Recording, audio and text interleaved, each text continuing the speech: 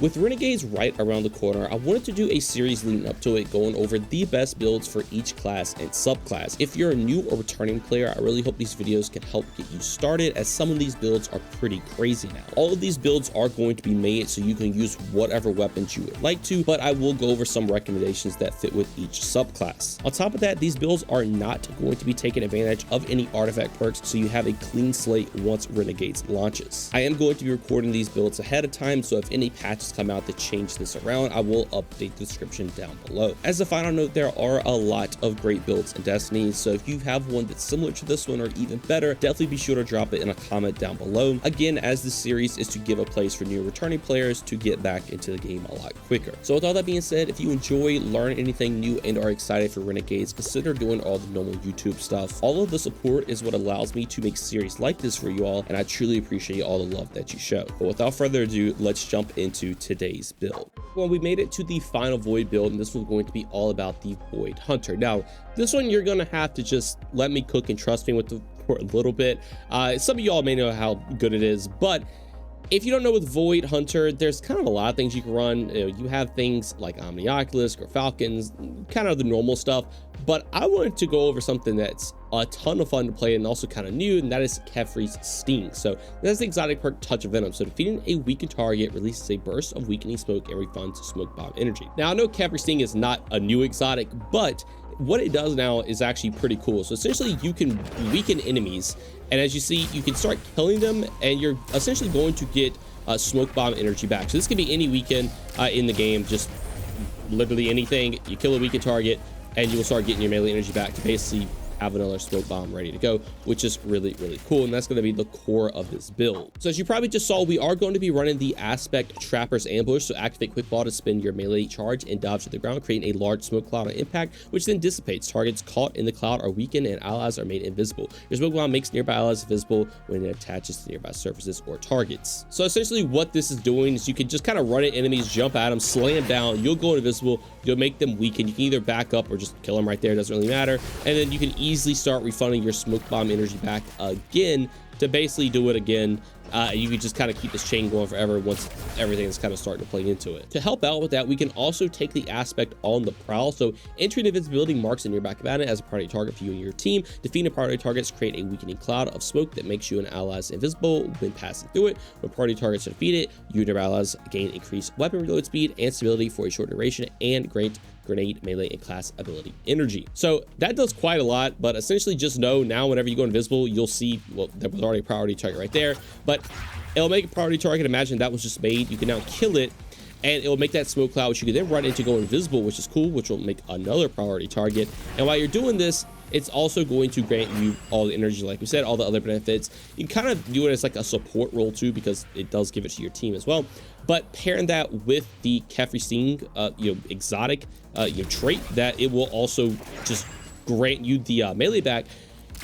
You could just get your melee back extremely quick with these two paired together, and you could just spam the slam all the time, constantly making you invisible, which will again proc another on the prowl target, and then also weaken the targets, which will then just play into another smoke bomb. It is very good. This combo is actually pretty disgusting paired with the exotic, and it is a ton of fun to play. Now for fragments, since we are playing heavy into weaken, you want to take something like Echo of Harvest. So when you defeat a weakened target, it will create an orb of power and a void breach. This is nice because now whenever you kill any of these targets, you will make an orb and a void breach. They will have a cooldown, but obviously since you can do it all the time, whenever they're off cooldown, you will make another one. Void breach will grant class ability energy, and orbs will play into other things, specifically with things like Echo of Starvation. So picking up a void breach and orb of power will grant Devour. So this is super nice because Devour is going to heal you and grant grenade energy on every single kill. This is good for your survivability. It's good for getting your grenade back, and you want your grenade back because of Echo of Undermine, so your void grenades can weaken targets. So now not only can your melee weaken targets, so things like Trapper Ambush, now your Vortex grenade can also weaken it. Instead of taking Vortex, you can take Echo of Remnant, so your lingering grenade effects, Vortex grenade, Void Wall, Void Spike, and Axie Bolt have increased duration.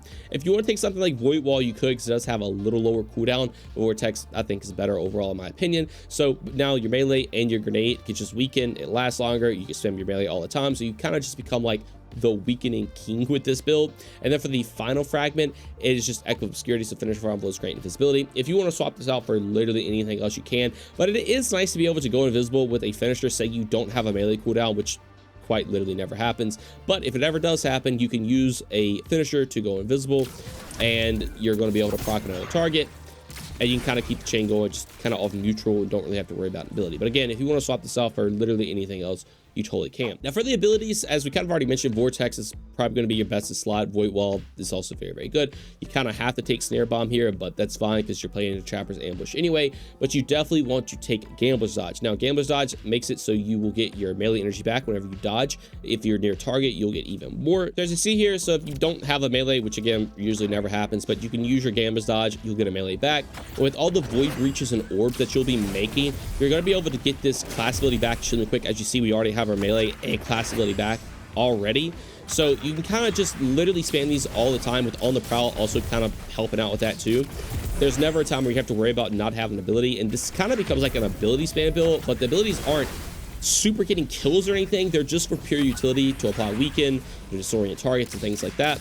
But overall, it is still very good and a ton of fun to play. Now jumping into the armor, for these stats, you don't really have to worry about doing like a ton of damage or trying to get like a ton of stat in one thing. So with your melee, you really just need 100 to get your melee back as fast as possible to get that ability regen. For your grenade, if you can get to 100, that'll also be good. And then I would definitely recommend 100 class ability as well, because you just want to be able to loop these abilities to constantly keep applying weaken over and over again. Once again, they're not really doing damage or anything. It's just for pure utility.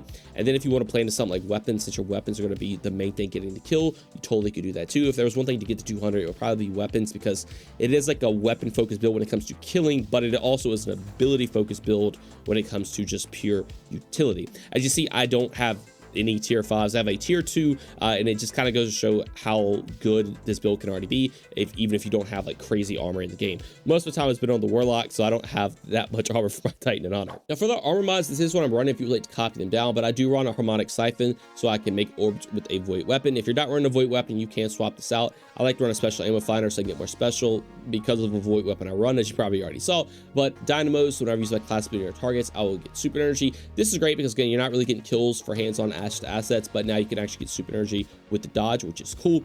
And then for the arms, I like to run a loader just to increase your load speed of whatever weapon I'm running. Also run a focusing strike and a impact induction. So now whenever I cause damage with my melee, aka my Trapper's Ambush, I will get grenade and class ability cooldown back, which is super nice. You can spam your melee all the time. This, you can now just spam your other abilities even more too.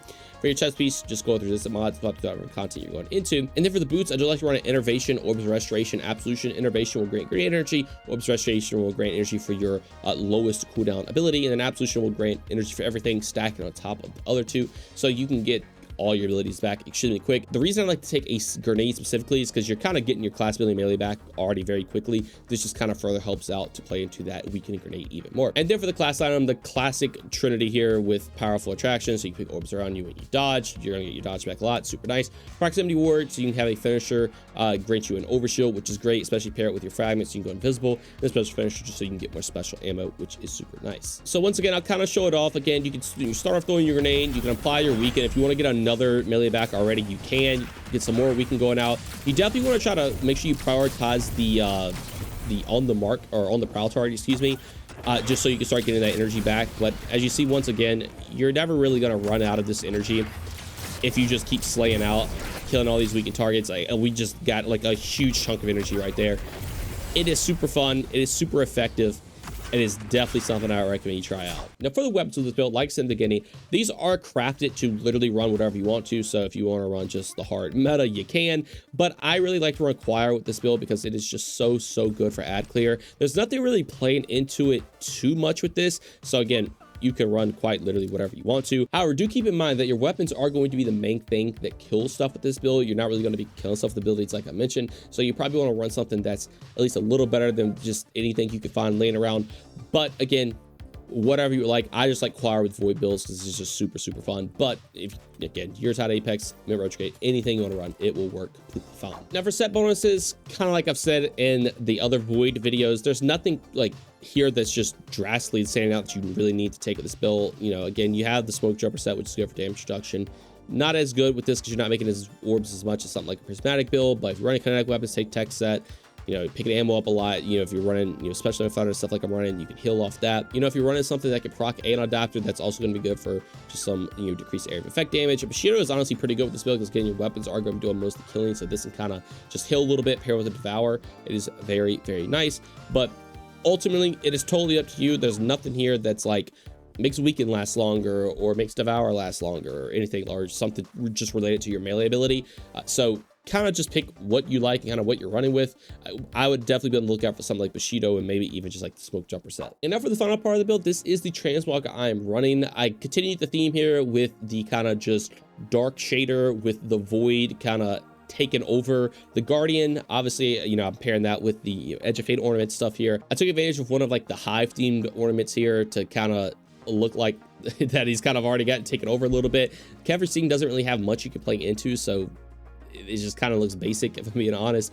Overall, though, I definitely think it turned out looking pretty cool, and I really like the theme that I went with these builds. So if you want to make your hunter look like this, definitely be sure to copy it down. Anyways, that's going to do it all for this build. Let me know what y'all think about it down in the comments below. This build is an absolute blast to play, and I do genuinely believe it is one of the best Void Hunter builds in the game right now. Again, if you're a Graviton Forfeit, Omnioculus, Gerfalcon's user, all those are still very good. You can pretty much just say permanently invisible or have permanent volatile rounds. Again, with the series, I wanted to make it so you weren't locked into running a specific weapon, so that's why I didn't really do Gerfalcon with this one. But if you are playing in a team scenario with Omnioculus, that's still going to be very strong. If you're just trying to stay invisible forever and dodge all the enemies, Graviton Forfeit's obviously still going to be very good. But if you want a more aggressive and very, very good utility build, this is definitely one I recommend giving a try. The buff to Kefir Sting is very, very strong, and I was honestly just shocked with how well it pairs with everything in the build, especially on the Prowl being a newer aspect. It is just so much fun. Anyway, so that's going to do it all for me and the Void builds in this series. If you haven't checked out the other ones or haven't seen the prismatic builds, definitely be sure to give them a watch and be on the lookout for the other subclasses coming up tomorrow. I want to thank you all so much for watching, and I hope you all have a great day. Peace.